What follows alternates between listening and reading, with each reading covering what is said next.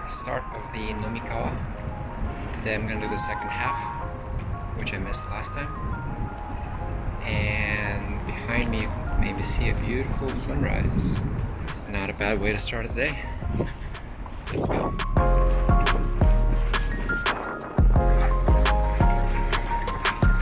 So I just can't get enough of the sunrise. Now it's raining too, which is actually not bad. It makes it much cooler. Unfortunately, my path over here is closed until 9 a.m. so I have to go around. So I know there's just some recycled aluminium, but they looked very colorful and shiny. Kind of cool.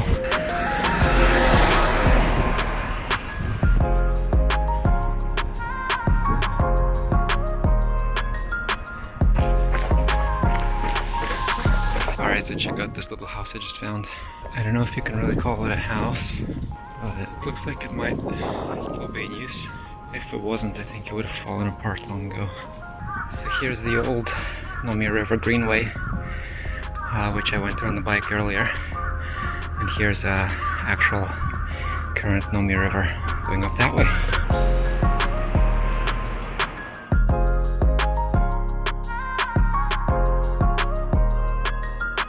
So it looks like I got pretty lucky. This little passage is actually brand new. It wasn't even on my map, which means I would have had to do a big loop around. But now I can just go straight through. Awesome. So this is what the area looked like in the Meiji and Taisho eras. Can't actually read it well enough to tell you what it says, but check this out. The railroad was already here. Actually, two railroads. That is pretty crazy. So one of the problems I have with planning these runs is that I want to do everything human powered, which means I run all the rivers, but for the access I might use a bicycle because some of these are really far away from home.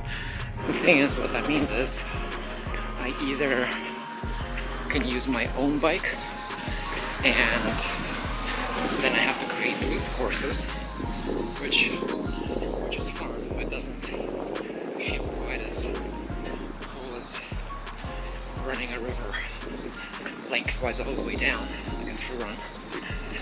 Or I use a city cycle, the little Docomo bikes, which are fine, but I can also only use those in central Tokyo. I'll just start going to West Tokyo. They don't have those anymore. All that to say is that another thing I could do, I can either pre-stash the bike at the finish line the night before, or I can bike out in the morning, do the run, and then go pick up the bike with a rental car. Which feels a bit like cheating. I don't think it is, because if the city cycles were there, I would just use those. So that's the plan.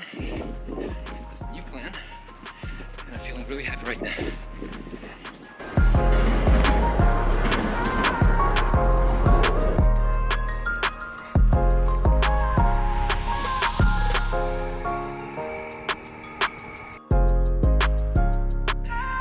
So for anyone who believes in ghost stories or who likes urban exploration, here's a old abandoned dungeon to check out.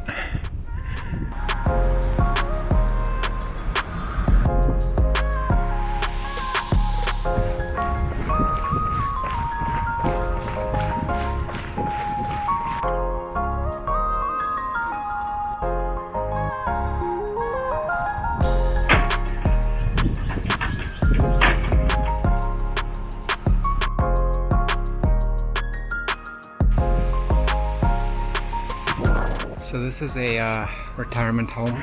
Check out the little spiral on the side. That is a fire escape slide. Makes sense. Functional and fun.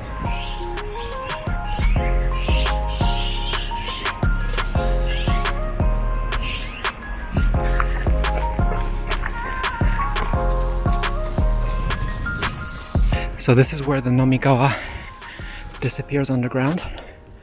It's also my finish line for the day.